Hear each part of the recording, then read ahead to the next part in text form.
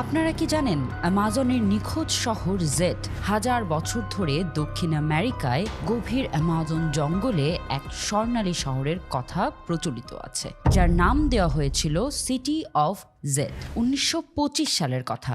বিখ্যাত British অভিযাত্রী Parsi faucet দাবি করেন যে তিনি এই প্রাচীন শহরের হদিস পেয়েছেন। তার মতে অ্যামাজনের গভীর অরণ্যে এমন এক উন্নত সভ্যতা লুকিয়ে আছে যা সাধারণ মানুষের কল্পনার বাহিরে। তিনি তার বড় ছেলে সহ এক দুঃসাহসিক অভিযানে বের হন, কিন্তু রহস্যজনকভাবে গহীন জঙ্গলে প্রবেশের পর তারা আর ফিরে আসেনি। তাদের খুঁজতে গিয়ে পরবর্তীকালে আরও কয়েকশো মানুষ নিখোঁজ হয়েছেন। কেউ বলেন তারা কোনো আদিবাসী গোষ্ঠীর হাতে মারা গেছেন, আবার কেউ বিশ্বাস করেন তারা এক সমান্তরাল জগতে ঢুকে পড়েছিলেন।